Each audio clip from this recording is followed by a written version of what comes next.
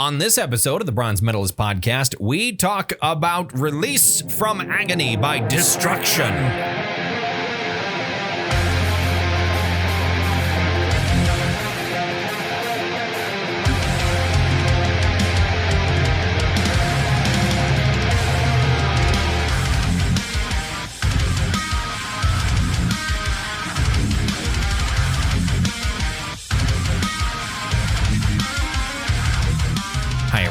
Welcome to another episode of the Bronze Metalist podcast. I'm Caleb. I'm OJ. We're two professional broadcasters. We like metal and we like to talk about it. And today, going back to 1988 to talk about Release From Agony by Destruction, a German thrash metal band. One of the German Big Four. Yes, indeed. Along with Sodom. And Creator and Tankard was the other one. I love all those bands. The odd one out of the German Big Four, because it's the one that I hadn't really... Tankard? I didn't know about. I've heard, I've heard plenty about Sodom. I've heard plenty about Creator. Yep. I haven't heard a ton about Destruction, but Tankard was the one that I think it's partially because it doesn't sound like a thrash metal band. Right. When I hear the name Tankard, I think, oh, that's got to be like a power metal band. Because you're imagining like medieval tankards. Sure, drinking beer and yeah. Actually, to be honest, I love Tankard. They're definitely the Anthrax of the four. Yeah, they're the and I love Anthrax. Yeah, so. But that's absolutely true that Anthrax is sort of the odd one out. The odd one out, yeah. Of the American Big Four of like this is very different than the other three. Right, because they're doing their own shit. I mean, their own thing. The Anthrax has always just done Anthrax. They've just done what they want to do. Fuck it, disco. Who are you going on tour with? We're going on tour with these metal bands. So we're going on tour with these metal bands. We're going on tour with fucking Public Enemy. Because we're Anthrax. Because we're Anthrax. Do whatever the fuck we want. And we take no shit. And we don't care for writing hits. Because we're Anthrax. How have you been? It's been 2 weeks since we sat down. Right, yeah, because I was at the Pharaoh week last week, and I'm still got a little bit of color, I think. Yeah. I like to retain the color, because when I notice when I go back to being pale, I lose on I look ghostly. Well, that's because you're a ginger. Right, yeah. You have to go out. If you want to retain the color, you got to go outside. I will. I'm going to have to start doing that. I mean, there's plenty of daylight. We live in North Dakota. It's daylight until 9 o'clock every night. Yeah. For the time being. Right. Until September. And then it will be sundown at noon. 4:30. Yeah.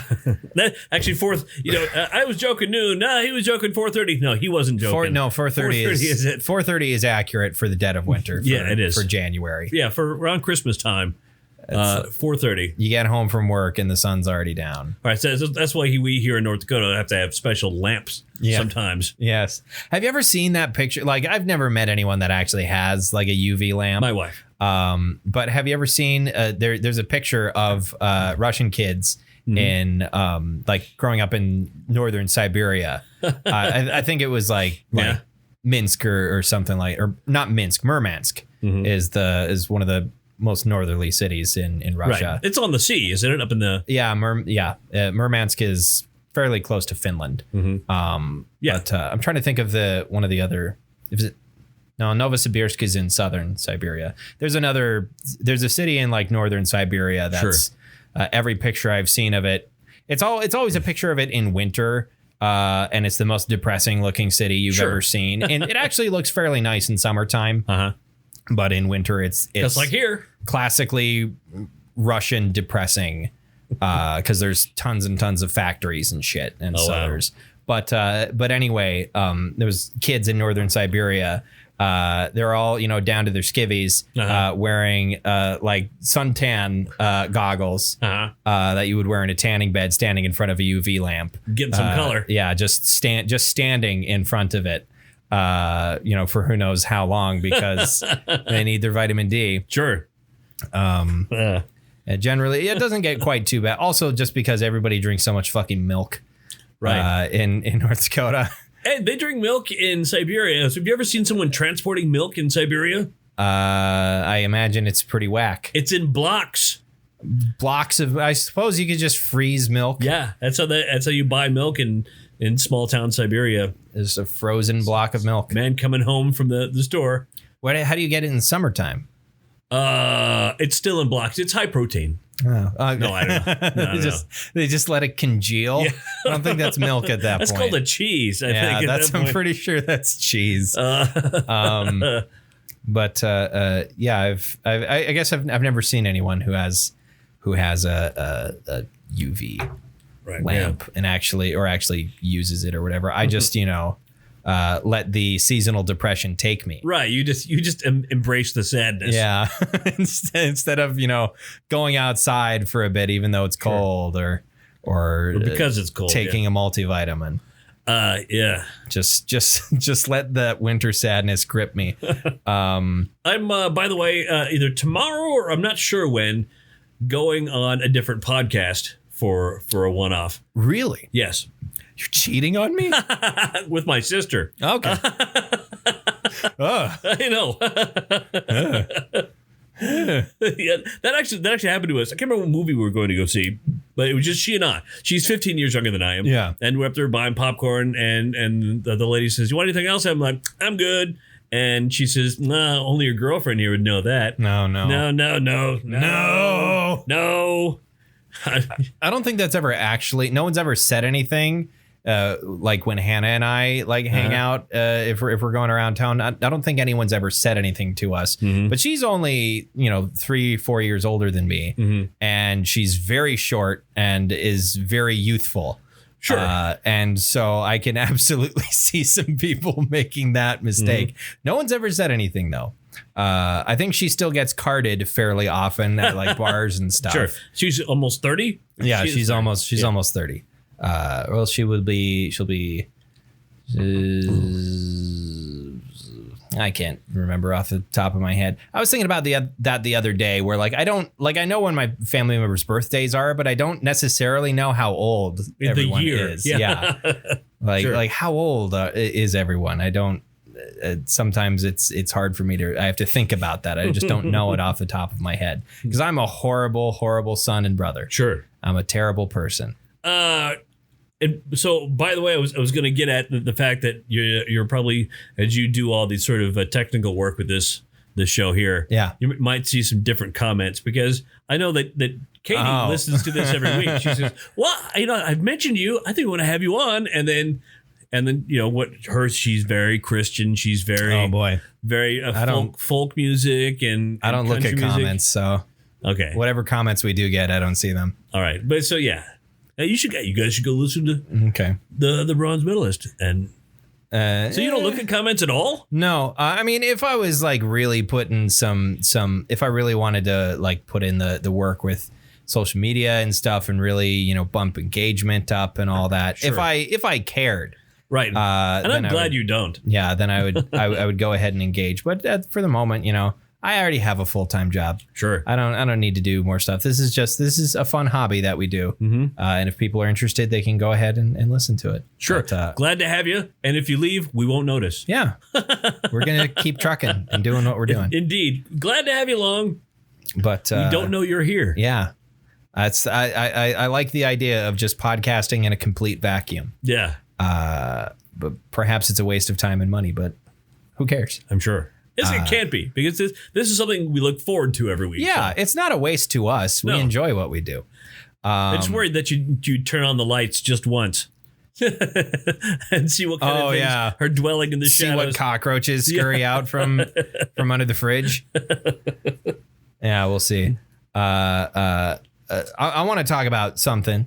Okay. That I did over the weekend, which was play the Halo Infinite technical preview. Nice. It's not a beta. It's not a beta. It's a tech preview. Wait, now which one comes first, the beta or the tech preview? Tech preview, technically. That's not really a widely used term. You could call it a beta, but generally speaking, a beta is with a pretty much finished product. Sure. This is more akin to very short-term early access. Mm-hmm. Early access today, generally with video games, is a year or two before the official release of the game. Sure. And you have a pretty wide swath of the game available to play and try out. while the rest of it gets built in front of you. Sure. Or it's like the entire base of the game and some of the features, and it just is going to be a year for everything to get polished and revamped. Are they watching you play at any point? I mean, are they able to take notes or? Oh, well, they don't really need to take notes because the point of it is people playing it and sending them, support tickets and whatnot. Like, hey, sure. I experienced this glitch. I noticed this happened to me. This was mostly fact finding for glitches and stuff. Like traditionally throughout the history of Halo, multiplayer betas are less to iron out bugs and glitches and more to like check the pulse of like how are people reacting to this multiplayer? What tweaks do we need to make? What gameplay changes do we need to implement for this to be the optimal version of what we made? Right. This was like, okay, does the technology work? Is it going to hold up to thousands of people playing it at the same time? Sure. And less so about, what do people think of our gameplay loops? That being said, I really, really, really, really enjoyed my time with it. I was very, very satisfied with how everything felt, the gameplay and the gunplay. Everything felt really impactful and meaty and just punchy. Nice. The sound effects were amazing. The graphics looked great. I love the art style. More than the graphics is the art style, which goes back to a much more like gritty, more grounded sort of aesthetic, like 343's Halo games, which is Halo 4 and Halo 5. Sure. So far have used like a very like high science fiction sort of aesthetic where things started to look maybe a little too much like Power Rangers a little bit. It didn't seem like military sci-fi. It felt starting to feel more like Star Trek and less like more like Star Trek and less like Stargate, right? Or Starship Troopers, or something like that. But like they've brought it back to a much more grounded aesthetic, and I really, really like the art style. I like the armor types and the weapons and everything. Nice. They didn't give you a copy of it, like an actual physical copy of it. They sent out emails. Which this was the main problem. This was the biggest problem with this this preview was the website Halo Waypoint. This was the biggest stopgap for most people. Sure. Because while the game seemed to handle the traffic pretty well, the website sure as shit did not. Well, you downloaded it. Yeah. Well, you did not download the game from the website. Really? You logged on and checked your messages to get a link. You click on the link and that gives you a Steam key that you copy and paste into your Steam account. So their mailbox is janky, is what you're saying. Yeah, they could have sent it. They could have sent that Steam key straight to people's fucking emails. That would have been easy. But they're like, no, we're gonna send it to people via Halo Waypoint. So you have to log into Halo Waypoint and check your messages in your inbox there via Halo Insider, and it like the website just crumpled under the pressure, and was completely inoperable for most of Thursday night when it was supposed to start. So I didn't get to, I thought I was going to like get home. And as soon as that email was, I was going to log in, I was going to get my Steam key and I was going to download it and I was going to start playing. I didn't get to play it until 7:00 on Friday. Yikes. But like once I started playing it, like there was some difficulty getting into games the first day. Yeah. But Saturday and Sunday, I don't know what tweaks they made, but like you could pretty reliably log in and get a game, and it would connect you to the server, and you would load the game pretty reliably. But on Friday, it was kind of a shit show trying to actually get into a game. Once you were in, everything was great and it worked really well. It was you and other players versus a team of bots. They were testing out like their bot technology as well, which is amazing. Like the bots are really, really good. Like there's a lot of video games, a lot of first person shooters where you play against bots and they're so stupid. They're either so incredibly stupid that it's laughable, or they're so mathematically precise that it's impossible. This felt a lot like you were playing against actual players and like skilled players, really, versus like, you know, perfect machines or whatever. It was it's one of the features that I'm most excited for is the idea of playing against bots, because like when I jump into a game of Halo 5, I usually I like to play in ranked matches and stuff. Yeah. But I'll jump into social to try and warm up. But the problem with social matches is that there's no matchmaking. And so it just throws you in with whoever, including people who have played nothing but Halo 5 for the last 5.5 years. And those, like, why are these people playing social? But that's how it goes in like in every game, is like really fucking sweaty players, right? That are like pros, are playing, you know, hopping into social matches and completely destroying everything. And I don't feel warmed up. I feel angry. Now I don't want to play, now I don't want to play any ranked matches. But in Halo Infinite, you're going to be able to play against bots. And I really like that idea as a way to warm up with the pressure off, essentially. And they have a new feature that's called there's the Academy, which includes weapon drills. So they have like bots that basically you have like a firing range, a virtual firing range. Nice. With every weapon in the game. And so for me, that's like sniper practice, because despite the fact that I've played Halo, relatively regularly since 2009, I have never in my entire life been good with the sniper rifle at all, not even close. I have, and that goes for every video game. Every video game out there, I'm no good with sniper rifles, and so this gives me a chance to warm up with that in a lower pressure environment. So nice. I'm very happy with that. I'm happy that things seem to be going in a good direction. It remains to be seen if the campaign will be like compelling and well written, as I hope it will be. Like Halo 5's campaign, I've talked about how much I hate that. Yeah. Halo 4's campaign was like, you have a lot of great ideas, but the execution wasn't the best. So I'm hoping they can get back to that that feeling of like, okay, we've got a lot of great ideas that it's clear you guys are very excited about and very, committed to, and you've put a lot of thought into the ideas.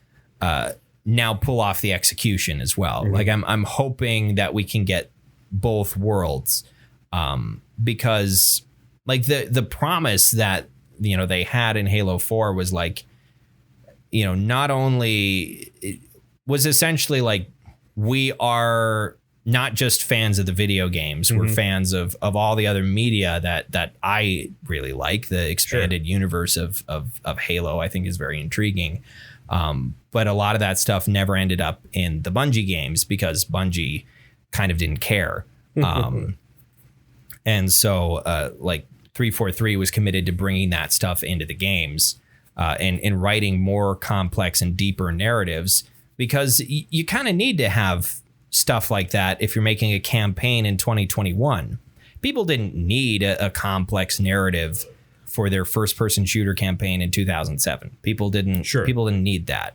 But now, you've got so many games that are like high art, basically. You've got God of War, you've got Red Dead Redemption 2. You've got these games that are have stories and characters and acting and emotional moments that rival Academy Award winning films. You have to at least carry a little bit of that that sort of a little bit of that sort of class if you're developing a AAA game in 2021. If you're making an indie game, then whatever. You can go any direction you want with it, but I feel like if you're making a AAA game, you kind of have to carry a little bit of that spirit into it, of like, hey, let's try and make this art, or go so far in the opposite direction of, we don't really care if this is art. We just want it to be 100% fucking awesome all the way through. And that's what like Doom is. So how would you feel like if you found the finished product of Halo Infinite and it turned out to be like more Harry Potter themed, but mainly Prisoner of Azkaban? Okay, that's where the story came from. And so in this, what you didn't see in your version was that they end up at Hogwarts. Yeah. So the Master Chief is Harry Potter. Okay. I guess that makes, who's Ron Weasley? I mean, Sergeant Johnson's been dead since Halo 3, but Sergeant Johnson is Ron Weasley. Or Sergeant Johnson's nearly headless Nick.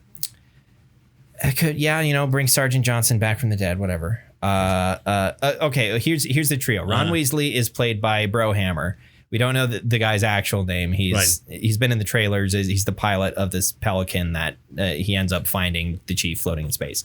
So that's Ron Weasley. The weapon, which is like your new AI companion that's made to look like Cortana and is voiced by Jen Taylor. Hermione. Yeah, that's Hermione. Yeah. Sirius Black is the Arbiter.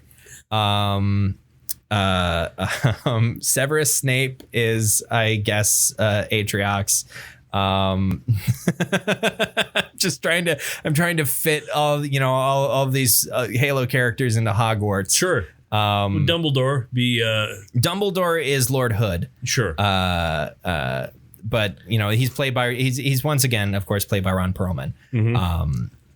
As Lord Hood has been. Ron Perlman as Albus Dumbledore. Ron Perlman as Albus Dumbledore. So like the Banished are the Dementors. Okay. Instead of Buckbeak, you just have a Pelican dropship. Sure. What else is there to fit in here? Who's half giant? Yeah, who's Hagrid? Who's Hagrid? Hagrid is who would Hagrid be? Oh my god. Hagrid is this is the first one that I can't think of anybody to any Halo character to fit in as like Hagrid. Hagrid is Captain Lasky. No, because in Halo 4, Captain Lasky lets Chief get away with a whole bunch of stuff that he shouldn't because Captain Lasky can be Hagrid. Who is let's see. Professor Lupin is Dr. Halsey. Okay, it's gonna have to be a gender flip. Dr. Halsey's Professor Lupin, and one more character. Oh, Harry's dead parents is Blue Team. Even though I don't know if Blue Team is going to be dead. I hope Blue Team is not dead. That would be so awful if they got killed off screen. Because they're great. They're great characters that were incredibly boring in Halo 5, but have been pretty interesting in other things that they have appeared in. That was the first time they appeared on screen in a game, despite the fact that they were established as characters in 2001 when when the book The Fall of Reach came out 2 months before Halo 1 did. As hey, this is the universe this upcoming Microsoft game is taking place in, this game that's shipping with your new console, the Xbox. Fred and Linda and Kelly, their names, but sure.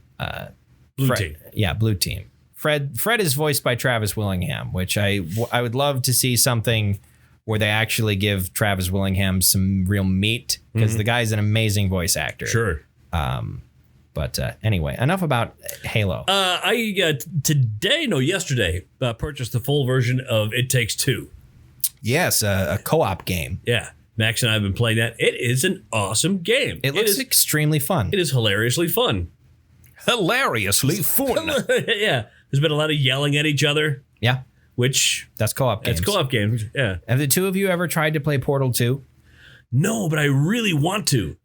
I mean, it's probably cheap as hell.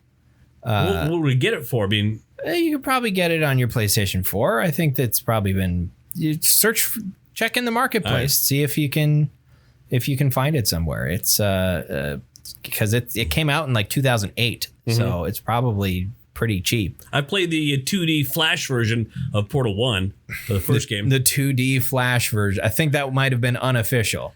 I'm positive you're right about that. Real quick, I wanted to talk about I've actually got a D&D game in person ready to start in a month. And that feels weird.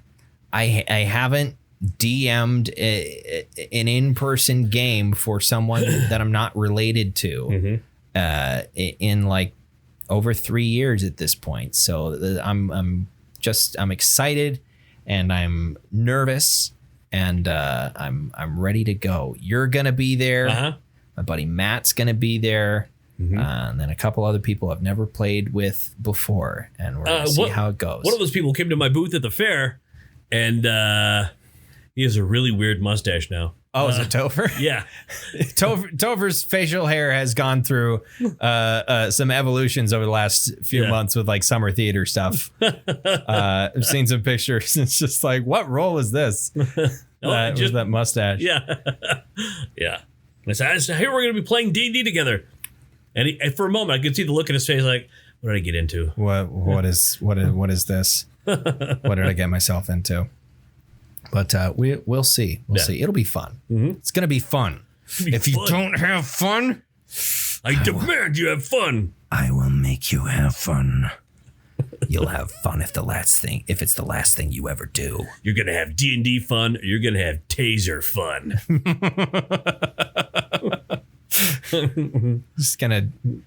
I'm installing tasers in your chairs. And if you complain, you get shocked. Oh, come on. I didn't even get a good roll that time. Oh, God damn it. I rolled a natural 1. God, I hate this. It's fine. It's okay. It's all right. Anyway, Destruction. Release From Agony. So this album came out in 1988. They're a German band. They were founded in 1982. And that's very young people. that's about the extent that I really know about them. I did some quick reading. They had some lineup changes throughout the history of the band. But for the most part, original vocalist and bassist was fired at one point, but then he came back later. 99, yeah. Yep. And yeah, they've had some lineup changes and whatnot. Lots of lineup changes. Yeah, a lot. But are they still around? Still they are slowly piecemealing a live album right now. They've done a lot of live shit. I don't know why, like their second album was a live album. I don't know. That always kind of bothers me a little bit when I'm like scrolling through an artist's Spotify page. And like every other album is a live album. And I'm just like, this is taking up too much space. Okay, I wish there was a filter that you could press for like full LPs, live albums. Studio LPs only, yeah. Yeah, a button that you can press is like just studio LPs. That would be great. Just studio LPs and dance singles.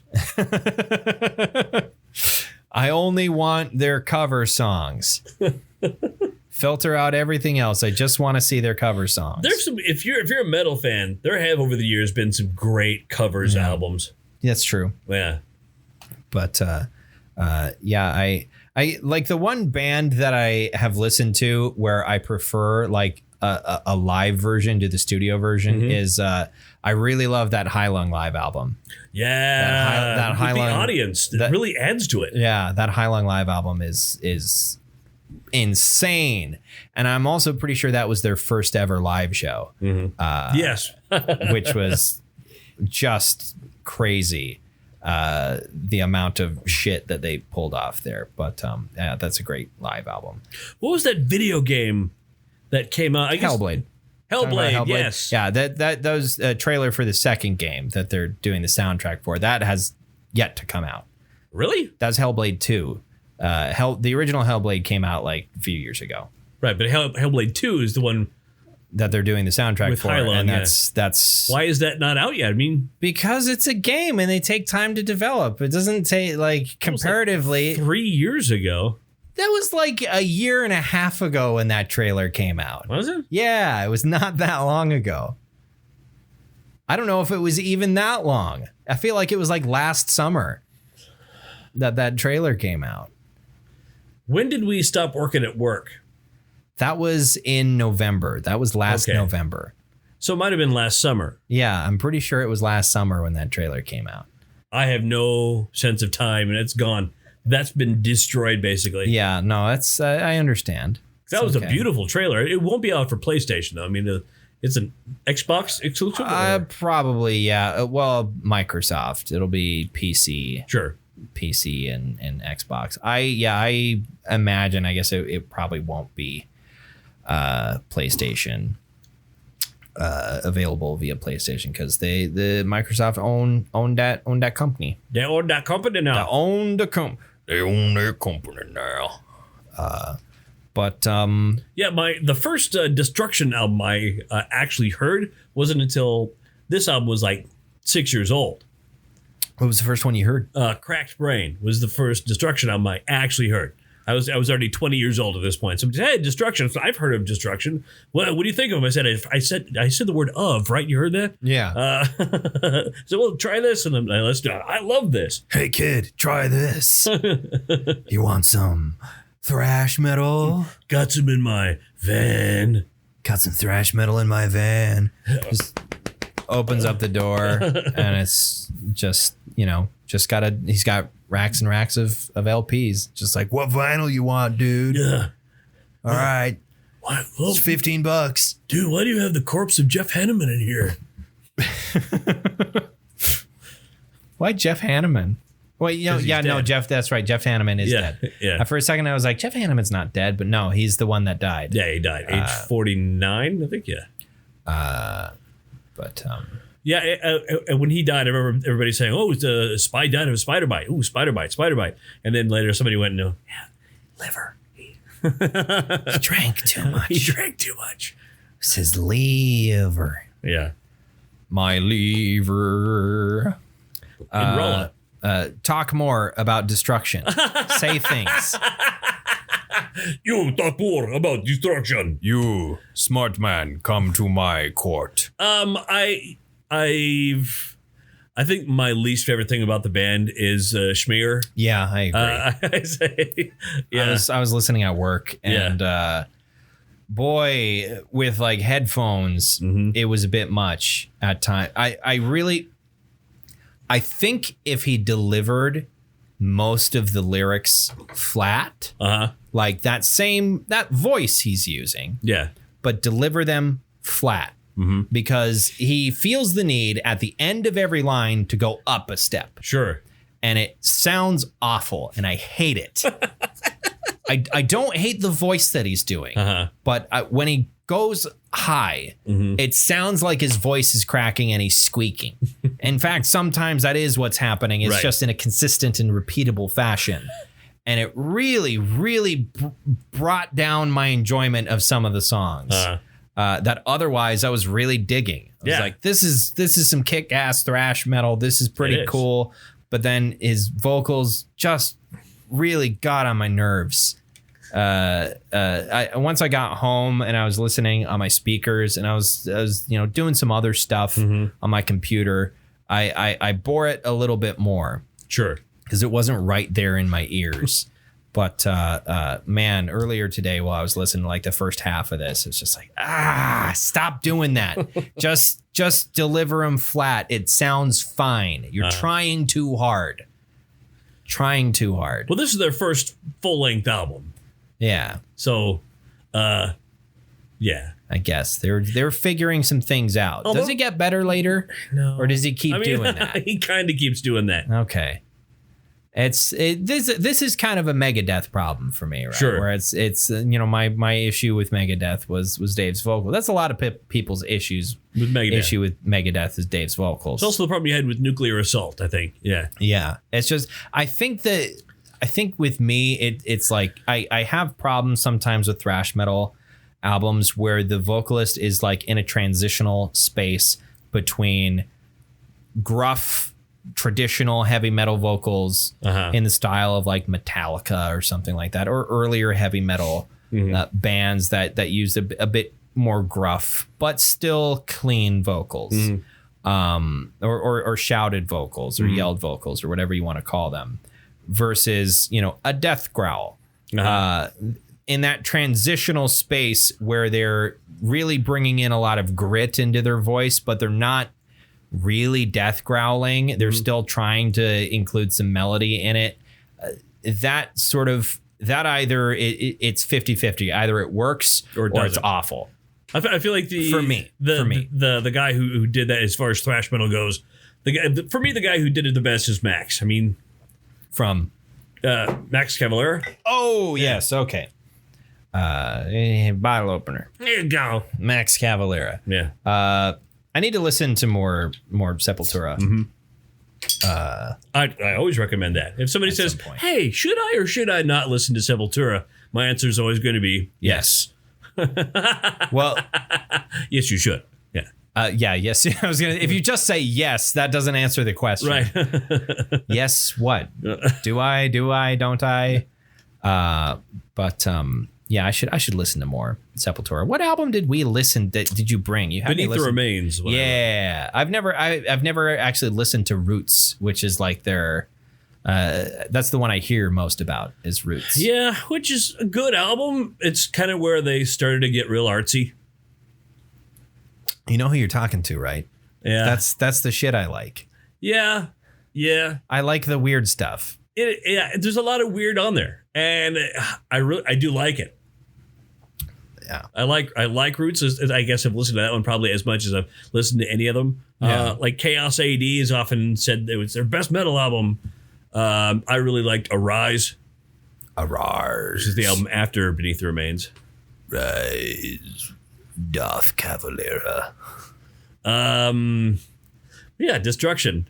Does it slap? It slaps. It definitely slaps. Yes, it for sure slaps. Uh-huh. I was looking around for scores.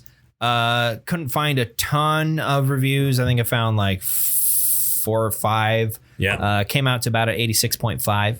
Oh, wow. What it came out to. So really? it's pretty favorable. Right. I think this album generally sits fairly high on the list of Destruction albums for people who enjoy their work. I didn't like take the time to read all of the reviews, so I'm not sure if other people sort of share my gripe about the vocals. I do like how the album ends. Yeah, I'm trying to remember. Doesn't it just kind of stops, doesn't it? Well, maybe once again we may have this issue where, because as on my version of the record, they suddenly break into a semi-metal version of Woogie Woogie Bugle Boy Company B. I knew I recognized the song, but I was just like, what is that? Also, I felt like the opening riff of Survive to Die sounded really, really, really familiar. Yeah, it does. I don't know from what, but it sounded extremely familiar. It's like, I've heard this. Have I heard this song before? And then it went into the rest of the song and I was like, no, I haven't heard this before, but that sounded exactly like something else I've heard. But I could not place it. And then you get to the end of the song and it's like, what the fuck? What are you doing? I have a feeling they were in the studio and they were shouting and there was the producer was this and that and then fuck it, we'll do this. Maybe they couldn't figure out how to end the song. They just couldn't figure out what they want. They couldn't agree on what they wanted to do. So they said, fuck it. We're just going to do something really silly. And that's what they did. Yeah. And I can appreciate that. Sure. I think that's a valuable usage of your studio time, I guess. If it's that big of a problem where it's like, we've only got how much more time in the studio? We have to figure this out. Fuck it. Let's just do whatever and do something really dumb and it'll be memorable. I think that's a good move because otherwise nothing will get done and the album will be unfinished. I feel like you had a memory or you had something that you were going to say there. Yeah, that's I remember that happening to us as well. is just like couldn't agree on how to do something. And just said, fuck it, we'll do something dumb. Yeah. You think of anything specific like that? Well, I remember I couldn't come up with lyrics for a song. And so they just put me in the room and said, fuck it, dude. We're short on just sing something. Just say whatever. And I did. It was a 6-minute song. Oh my God. Yeah. You couldn't just say like, let's just have it be instrumental. No, we already had an instrumental song on there. Why not have two? And here's the funny thing, that of the songs on our album, that's the one people most likely came up to me and said, that really spoke to me. Really like that song. It's like, I came up with that shit. Well, it's like, isn't that was kind of the case with Stairway to Heaven.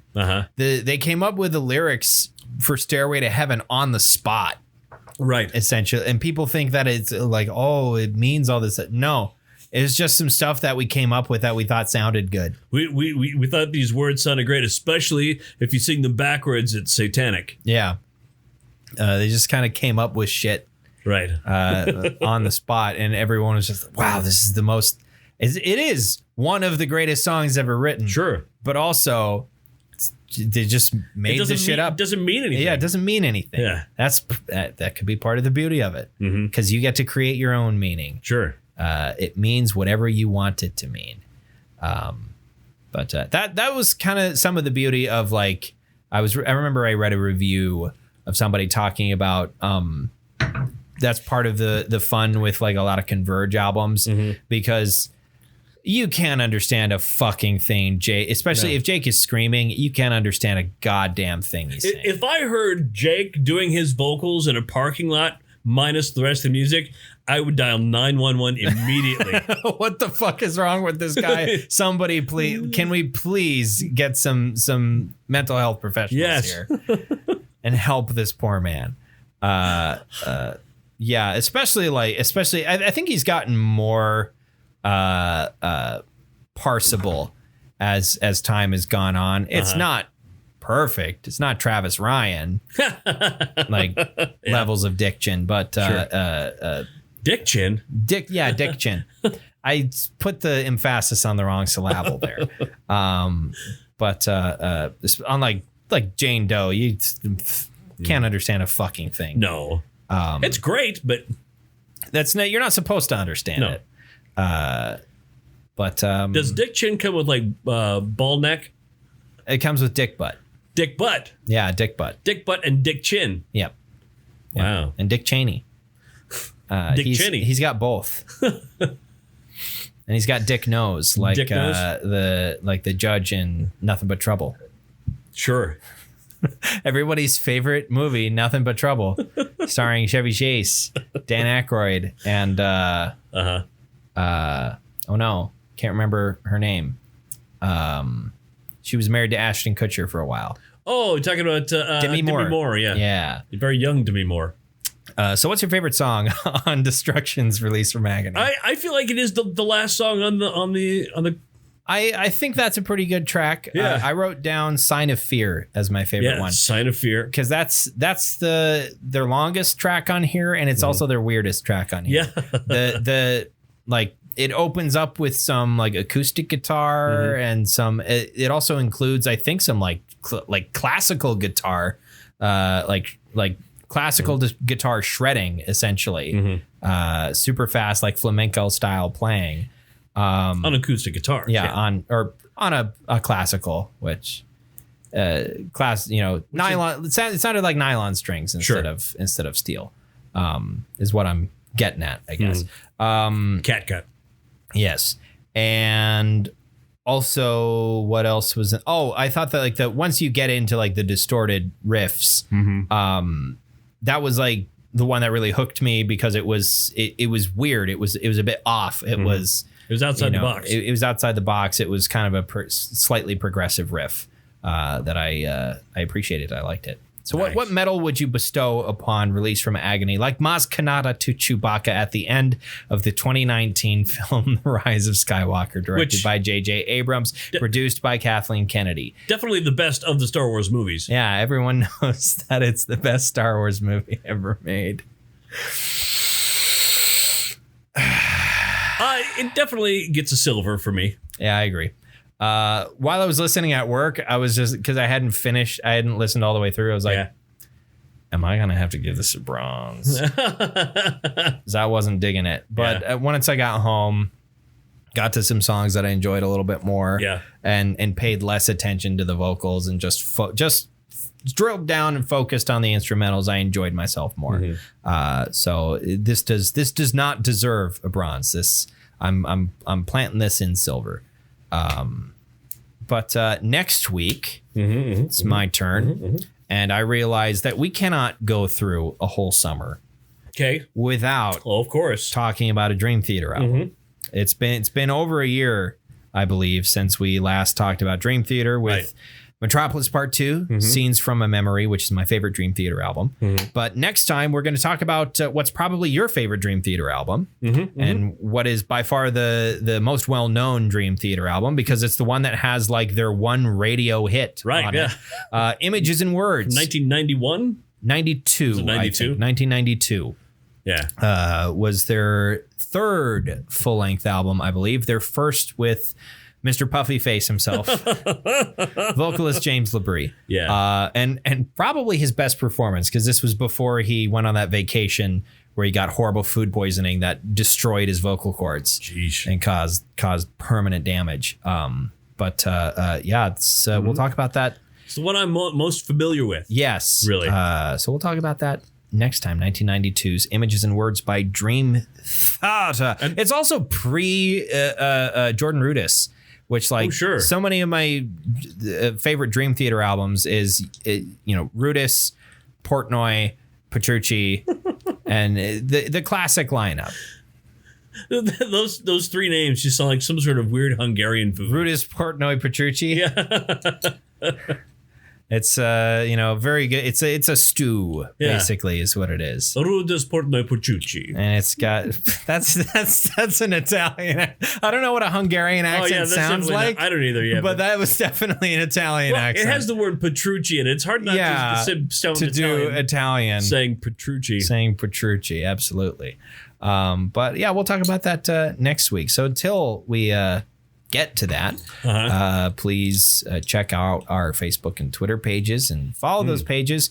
We don't engage with you. We talked about that earlier in this episode. Yeah, give us a like. Tell us hi. We won't know. Yeah, we won't know. But drive our engagement numbers up. Sure. Why don't you? But we post episode links there if you want to listen in your browser, or at the very least, just get a notification when a new episode is up. Right. Or just follow us on your Apple Podcast app, or on Libsyn's, the podcast source app. You can find it in your Google Play Store. Anyway, till next time, thank you for listening to the Bronze Medalist Podcast. I'm Kale. I'm OJ. Congratulations.